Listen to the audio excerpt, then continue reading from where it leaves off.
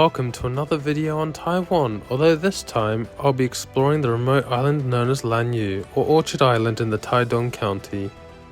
Follow me on this journey around this hidden gem in the Pacific Ocean as I explore the unique indigenous culture, breathtaking landscapes and diverse marine life, ensuring this is a must-visit destination for any travelers seeking an off-the-beaten-path experience like no other.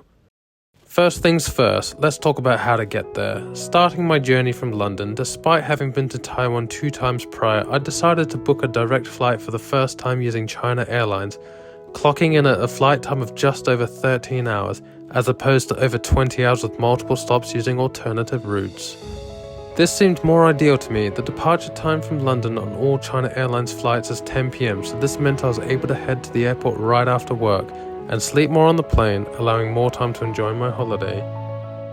Following the usual drag to get to the airport, checking in my luggage, I decided to use the VIP lounge that customers of China Airlines at Heathrow Airport have access to.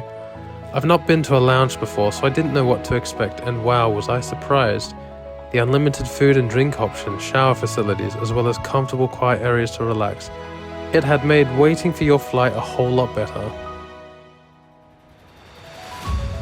China Airlines collaborated with me on this video. I'll delve deeper into my enjoyable onboard experience towards the end of the video. Anyway, it was time to board, get settled, and enjoy the flight to Taiwan.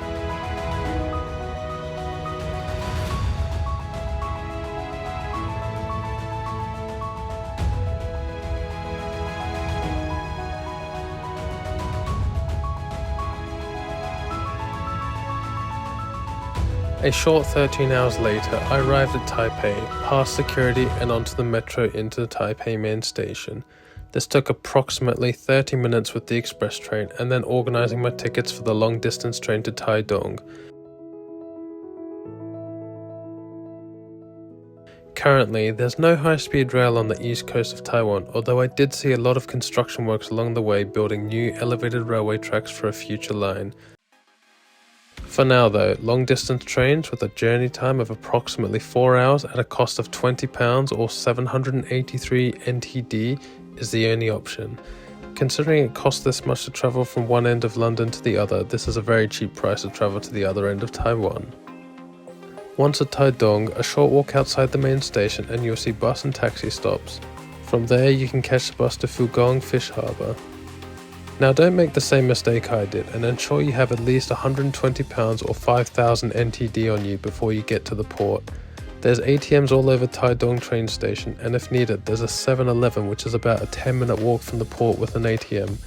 The reason I mention this is the boat to Orchid Island. The ticket office only accepts cash, so this will set you back $2,300, and there's no ATM at the port itself.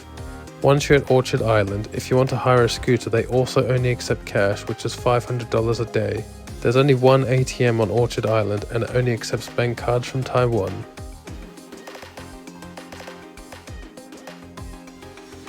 After a 2-hour boat ride from Taitung port, I found myself on Orchid Island admiring the scenery from offshore. There was no time to waste, so I dropped my bag off at my hostel, picked up a scooter and started exploring. I actually had done no research on what there was to do here, so I just started driving along the road expecting just to stop when I see something cool.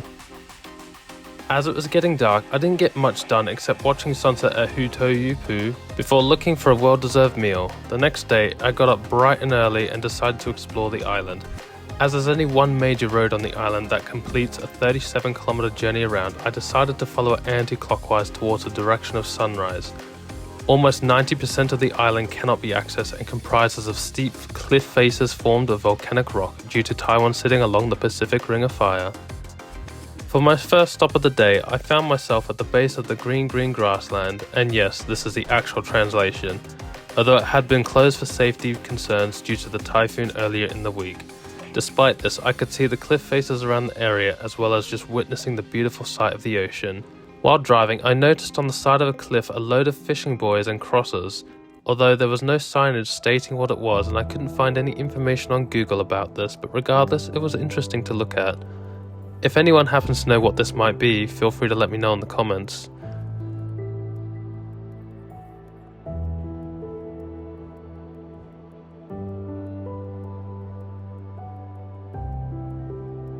As I follow the road further, there are various rock formations such as Elephant Trunk Rock, Sleeping Lion Rock, and Helmet Rock.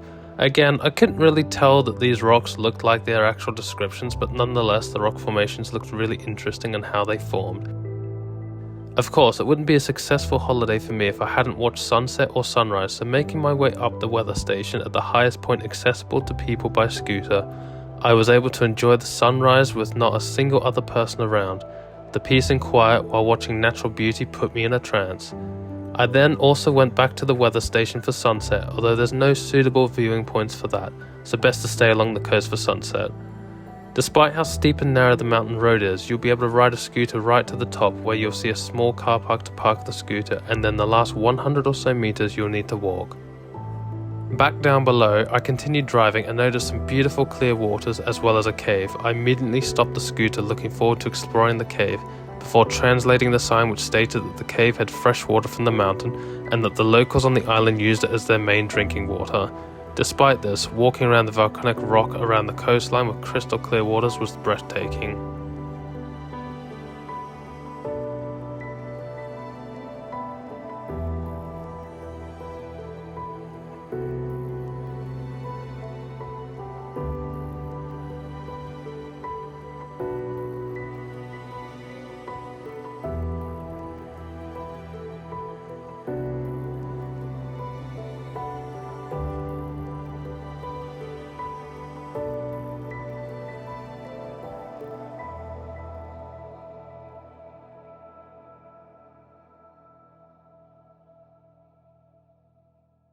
As mentioned earlier, China Airlines reached out to me for a collaboration on my next Taiwan video, so I'd like to share my genuine experience while on board, which will hopefully encourage you to visit the wonderful island of Taiwan flying with China Airlines. They offer direct flights from 6 major European cities including Amsterdam, Frankfurt, Vienna, Prague, Rome, and of course London, where I travelled from. The convenience of a 13-hour direct flight departing daily at 10 PM was a game changer. The ideal timing allowed for a seamless transition from work to flight, ensuring I didn't need to book additional time off work or have to wake up early in the morning to get to the airport. Once on board, the warm welcome from staff added to the premium experience by going above and beyond to ensure we were as comfortable as possible, as well as actively engaging in conversations with those of us standing at the back of the plane mid-flight.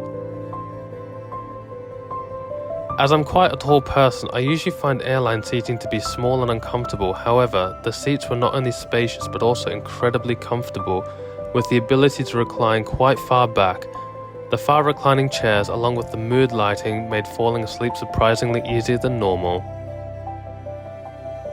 When it came to meals, even though I don't have specific dietary requirements, the variety offered was impressive. While I opted for what was served on board, there's an option to pre-order online when you book your tickets from a selection of 18 meal types, ranging from vegetarian, vegan, gluten-free or religious-specific meals, including a Michelin star choice. Entertainment-wise, I tend to bring my own movies as airlines don't have much variety from what I've already watched, but China Airlines exceeded my expectations. They had 123 movies and various TV shows to choose from.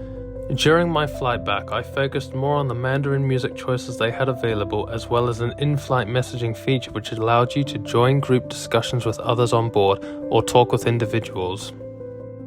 I can generally say that I had probably one of the best onboard experiences with an airline long distance, so I would highly recommend you booking your tickets to Taiwan using China Airlines.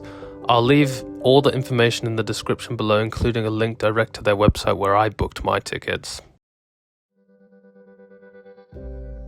So far, all you've seen on this island is various different rock formations and driving throughout. However, Orchid Island has a rich history and is home to an indigenous tribe known as the Tao, who have occupied the island since 4000 BP. They have a maritime culture which revolve around fishing and construction of these slim boats covered in painted art. Several buildings and walls are covered in this style of artwork all over the island as well.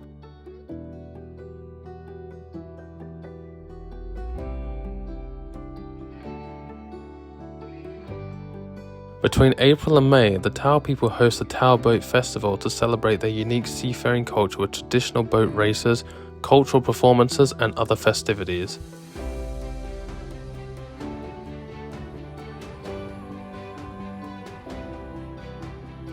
At the base of the mountain pass on the northern side of Orchid Island, you'll see the underground houses of the Unveiling tribe, who are the last remaining people to preserve these traditional houses. They consist of a small balcony and a combined living and sleeping place, and only have the roof protruding above the ground. I did see some signage, and they built this because of protecting against typhoons.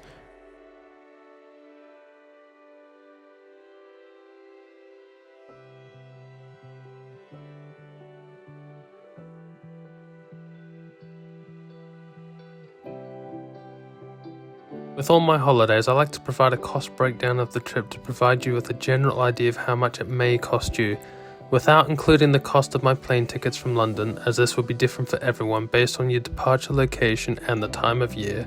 However, my cost for the trip is as follows. My accommodation in Taipei, Taitung and Orchid Island for 6 days totaled £188 or 7,400 new Taiwan dollars.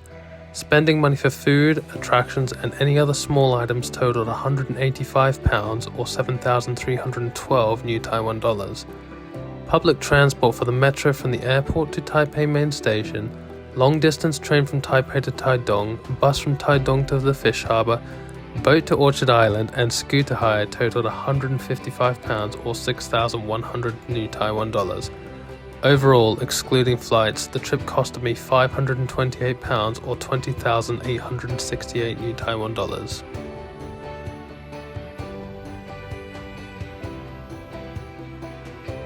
And finally, if you have any questions or feedback about this video or visiting Taiwan, please do leave a comment down below. I'd also highly encourage you to book your trip to Taiwan with China Airlines. The direct flight from London to Taiwan is well worth the additional time saved on your trip. You can book through the link in the description below. If you found this video to be helpful or inspiring, please consider liking the video and subscribing to my channel. It really does help me out and costs nothing to you. Closing things off, I'll give my final thanks to China Airlines for the collaboration and overall for the fantastic onboard experience, and Yuan Chen for organising payment to my Orchid Island hostel so they could give me spending cash around the island. Thank you all, and I'll see you next time. Bye bye.